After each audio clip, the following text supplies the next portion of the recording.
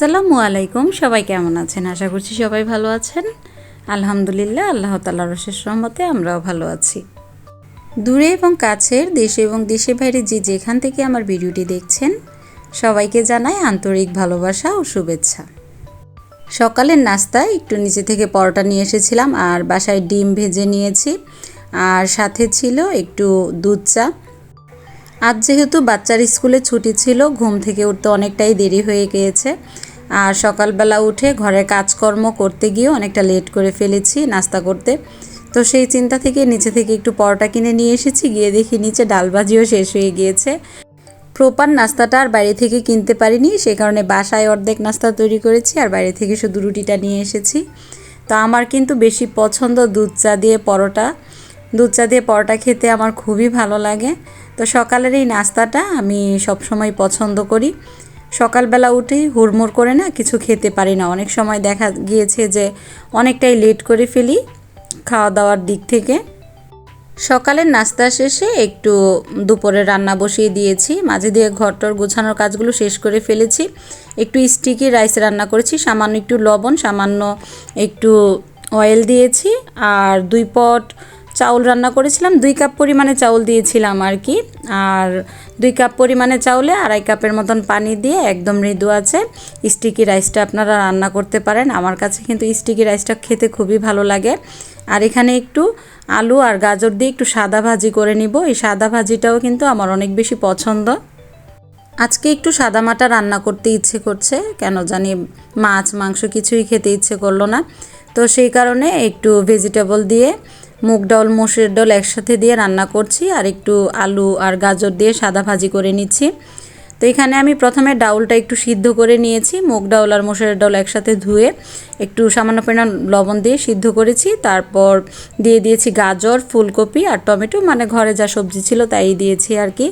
আর সামান্য পরিমাণে একটু হলুদ, একটু ধনিয়ার গুঁড়া, সামান্য একটু মরিচের গুঁড়া, আদা রসুন বাটা দিয়ে এখন সামান্য কিছুক্ষণ ডাউলটা কষিয়ে নিব। আর এদিকে আলু ভাজিটা তো আমার সিদ্ধ হয়ে গিয়েছে, নামানোর আগে কয়েক ফালি কাঁচা মরিচ আর একটু ধনিয়া পাতা দিয়ে নামিয়ে নিব।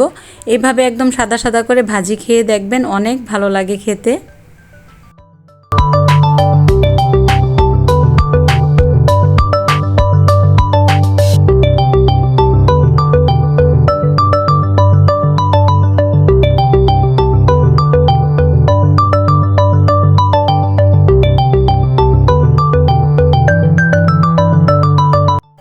ডাউলের ফোড়নে 5 ফোড়ন দিতে গিয়ে দেখি যে 5 ফোড়ন শেষ হয়ে গেছে। তো এখানে একটি প্যাকেট 5 ফোড়নের আমি ভরে নিয়েছি জারের মধ্যে। আর ডাউলটা আমি কিছুক্ষণ কষিয়ে তারপর সামান্য একটু পানি দিয়েছি, একটু ফুটন্ত গরম পানি দিয়েছিলাম ডাউলে। তো ডাউলটা আমি 20 মিনিটের মতন ফুটিয়ে নিয়েছি, এখন একটু ফোড়ন দিয়ে দিব। তো ফোড়নের জন্য এখানে 5 ফোড়ন, গোটা জিরা, তেজপাতা, এলাচি আর পেঁয়াজ দিয়ে দিয়েছি। আর পেঁয়াজটা এখন ব্রাউন করে ভেজে ডাউলের ফোড়নটা দিয়ে দিচ্ছি। মাঝে মধ্যে কিন্তু এরকম নিরামিষ খাবারও পেট ভরে ভাত খাওয়া যায়, আর খেতেও অনেক ভালো লাগে।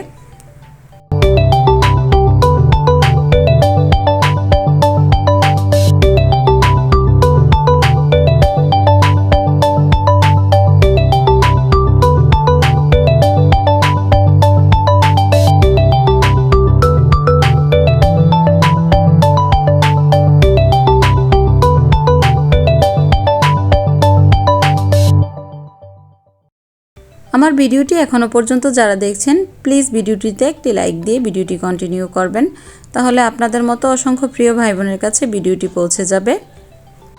একটি লাইকই কিন্তু একটি শেয়ারের কাজ করে। আর চাইলে আপনার সুন্দর কমেন্টসের মাধ্যমে জানাতে পারেন আমার ভিডিওটি কেমন হয়েছে। আমি যেহেতু ডেইলি ব্লগ শেয়ার করি আপনাদের সাথে, আমি চেষ্টা করি আমার প্রতিদিনের রান্নাবান্না, ঘরের কাজকর্ম, ঘর গোছানো, এগুলোই আপনাদের সাথে প্রতিনিয়ত শেয়ার করার জন্য। বিকেলের দিকে মেয়েকে নিয়ে একটু বাইরে বের হয়েছিলাম, মেয়েকে একটু ডাক্তার দেখাতে নিয়ে যাব। পাশাপাশি ওর একটু প্রাইভেটও আছে, তো ডাক্তার দেখিয়ে ওই দিক থেকে প্রাইভেট পড়িয়ে তারপর বাসায় নিয়ে আসব। আর ও যে সময়টা প্রাইভেট পড়বে এই সময়টা বাবার বাড়িতে একটু বসে তারপর বাসায় আসবো আর কি। মেয়ের প্রাইভেট শেষে ডাক্তার দেখিয়ে তারপর বাসায় আসার পথে একটু পিঠা কিনে নিয়ে এসেছিলাম, কারণ বাসায় আসার সাথে সাথেই কিন্তু কোনো ধরনের নাস্তা বা কোনো কিছু যে তৈরি করব একটু ক্লান্তও লাগছিল। তো সেই কারণে চিন্তা করলাম যে একটু পিঠা কিনে নিয়ে আসি। তো মেয়ে বলছিল ভাপা পিঠা খাবে, চিতল পিঠা খাবে না, আর আমি একটু ডিম দিয়ে চিতল পিঠা নিয়ে এসেছি। এখানে বাদামের ভর্তা, সরিষার ভর্তা, একটু শুটকির ভুনা, এসব কিছু দিয়ে পিঠাটা দিয়েছে। তো খেতে গরম গরম পিঠাটা ভালোই লেগেছে। 3 পদের ভর্তা দিয়ে এখন পিঠাটা খেয়ে নিচ্ছি। পিঠা খাওয়া শেষে আবার ঘরটাকে একটু গুছিয়ে ঘরের বাকি কাজকর্ম শেষ করে তারপর রান্নাবান্নার দিকে যাব। তো ঘরে কিন্তু সন্ধ্যার পরে অনেকগুলো কাজ করে নিয়েছি অফ ক্যামেরায়। মোটামুটি ফার্নিচারগুলো মোছা থেকে শুরু করে সব ধরনের কাজগুলোই শেষ করে রাখার ইচ্ছে আছে। অনেক সময় হয় কি যে সকালে উঠে হুড়মুড় করে কাজ করতে গিয়ে অনেকটাই লেট করে ফেলি। তো আজকে চিন্তা করছিলাম যে সন্ধ্যার পরে যে কাজগুলো আছে সুন্দরভাবে গুছিয়ে তারপর রেখে দিব আর কি। তো এইখানে আমি সবগুলো কাজ শেষ করে তারপর আপনাদের সাথে একটু ক্যামেরাটা অন করেছি। তো এই যে মাছের অবস্থা আপনাদেরকে বলি, মাছটা মারা গিয়েছে। তো চিন্তা করছিলাম যে এই শীতে আর মাছ আনবো না, শীত একটু কমে গেলে তারপর মাছ আনবো আর কি। পশু পাখি গাছপালা এগুলোর পরিচর্যা যদি আপনি না বোঝেন তাহলে কিন্তু ঠিকমতো পরিচর্যা না করতে পারলে এগুলো আপনার সাথে ছেড়ে দিবে। তো মাছ তো মোটামুটি অনেক দিন হয়েছে নিয়ে এসেছিলাম, প্রায় 1 বছরের মতন ছিল, ভালোই ছিল। হঠাৎ করে সঙ্গীটা মারা যাওয়ার পর যে একটা মাছ ছিল সেই মাছটা খাওয়া দাওয়া বন্ধ করে দিয়েছে। তো সেই কারণেই কিন্তু সে মোটামুটি অনেক দিন তারপরও আমরা টিকিয়ে রাখার চেষ্টা করেছি, চেয়েছিলাম একটা সঙ্গী এনে দিতে, কিন্তু মাছের দোকান থেকে বলছিল যে যে কোনো একটা অসুস্থতার কারণেই সাথের মাছটা মারা গিয়েছে। তো যে কারণে আমাদেরকে পরবর্তীতে ওর আর সঙ্গী দেয়নি, বলছিল যে এটাও মারা যাবে, একটু হয়তো বা দেখা গিয়েছে কিছুদিন পর আপনি মাছটা কিনলে আপনার জন্য ভালো হবে, নয়তো এখন যে কোনো মাছ যদি এটার সাথে দেন তাহলে এই রোগটা পেলে ওই মাছগুলোও মারা যাবে। তো এই হলো অবস্থা আর কি।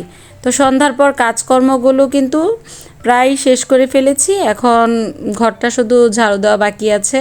তো আমার মেয়ে আবার বলছিল যে আমার জন্য একটু নাস্তা তৈরি করে দিবে, আমারও ক্লান্ত লাগছিল। তো চিন্তা করলাম ঘরের কাজগুলো আমি একদিক থেকে শেষ করি, আর মেয়ে এদিকে আমার জন্য একটু মোমো তৈরি করে দিচ্ছিল। মেয়ে বলছিল যে আম্মু তুমি আজকে বসে থাকো, ভিডিও করার দরকার নেই, আমি তোমাকে একটু মোমো তৈরি করে দেই, তুমি বসে খাও, একটু আরাম করো। তো তারপরও আমি একটু একটু করে ভিডিও করছিলাম ওর কাজকর্মগুলো, অ্যাক্টিভিটিগুলো। আর এখন এদিকে ঘরটা ঝাড়ু দিয়ে নিচ্ছি, ঘরটা ঝাড়ু দিয়ে দিলে মোটামুটি রাতের কাজকর্মগুলো শেষ হয়ে যাবে। আর ঘরটার পরিষ্কার না থাকলে না অনেক সময় আমার কেন জানি মন খারাপ হয়ে যায়। ঘর পরিষ্কার থাকলে আমার সব কাজে মনোযোগ দিতে ইচ্ছে করে, রান্না বান্না হোক, যে কোনো কাজ হোক। ভিডিওর প্রথম থেকেই কিছু আপুরা আছেন আমাকে এত বেশি সাপোর্ট করে যাচ্ছেন, তো সেই আপুদের কমেন্টসগুলো কিন্তু আমি সবসময় রেগুলার পড়ার চেষ্টা করি। আর যখন যে আপুই কমেন্টস দেয় আমি বসে বসে একটা সময় করে নিয়ে পড়ি, আমার কাছে খুব ভালো লাগে। তো এইভাবেই আপুরা সাপোর্ট করে যাবেন, আপুদের জন্য অনেক দোয়া ভালোবাসা রইল। আপুদের সাপোর্টেই কিন্তু আমি এতটুকু পর্যন্ত এগোতে পেরেছি, আর আপনাদের ভালোবাসাই কিন্তু আমি সাহস করতে পেরেছি যে আগামীতে আরেকটা ভিডিও করে একটু উৎসাহ পেয়েছি। সেই কারণে সবাইকে অনেক ভালোবাসা রইল আমার পক্ষ থেকে। ভিডিও করতে গিয়ে তো আর খেয়াল করিনি, পরে খেয়াল করেছি যে রান্না করতে গিয়ে একটু রান্নার যে গরম ধোঁয়াটা আছে সেটা মনে হয় ক্যামেরায় লেগেছে, যে কারণে একটু ঘোলা দেখাচ্ছে। তো সেই কারণে আমি আন্তরিকভাবে দুঃখিত আপনাদের কাছে। মোমো কিন্তু অনেকভাবে তৈরি করা যায়, আর সেই হিসেবেই পুর তৈরি করতে হয়। তো যদি আপনি শুধু মোমোটা সিদ্ধ করেন তাহলে কাঁচা পুরটা দিলে মোমো সিদ্ধর সাথে সেই পুরটাও সিদ্ধ হয়ে যায়। আর যদি একটু ভেজে তৈরি করেন তাহলে আপনাকে প্রথমে পুরটা তৈরি করে তারপর আপনি মোমোর শেপটা দিবেন আর একটু ভেজে নেবেন। তো আমরা হালকা ভেজে সিদ্ধ করে দুইভাবেই এখানে মোমোটা তৈরি করেছি, আপনাদের সাথে শেয়ার করছি। এভাবে আপনারা বাসায় তৈরি করে দেখবেন, আশা করছি ভালো লাগবে। আর আমার মেয়ে এদিকে দুইটা দুইটা করে সব মোমোতে শেপ দিচ্ছিল। ও কিন্তু ছোট মানুষ হয়ে অনেক সুন্দর করে তৈরি করেছে, আমাকে হাত দিতে দিচ্ছিল না, বলছিল যে মামুনি তুমি বসে থাকো, আমি শুধু আজকে তোমাকে একটু সুন্দর করে রান্না করে একটা নাস্তার আইটেম খাওয়াতে চাচ্ছি, তুমি তো সবসময় কষ্ট করো। আসলে বাচ্চাদের এই ছোট ছোট ভালোবাসাগুলোই কিন্তু মা বাবার কাছে অনেক বড় পাওয়া। প্রথমে ফ্রাই প্যান বসিয়ে ফ্রাই প্যানের মধ্যে সামান্য পরিমাণ একটু অয়েল দিয়ে 5 মিনিটের মতন মোমোটা হালকা করে ভেজে নিব, একদম কম আঁচে, আর ঢেকে দিব। তারপর 5 মিনিট পরে আবার মোমোটা যখন একটু লালচে হয়ে যাবে, হাফ কাপের মতো এখানে পানি দিয়ে আবার ঢেকে দিব। ঢাকনা দিয়ে ঢাকার পর 5 মিনিটের মতন রেখে দিলেই মোমোটা খুব সুন্দর সিদ্ধ হয়ে যাবে। আর এই মোমোটা না খেতে অনেক ক্রিস্পিও হয় আর ভালোও লাগে। শুধু সিদ্ধ বা শুধু ভাজা থেকে এইভাবে আপনারা মোমোটা তৈরি করে দেখবেন, সময়ও কম লাগে, একদম ইজি ওয়েতে আপনারা তৈরি করতে পারবেন। যাদের বাসায় রাইস কুকার নেই বা ওইভাবে তৈরি করাটা ঝামেলা, আপনারা এইভাবে তৈরি করে দেখতে পারেন। আশা করছি ভালো লাগবে।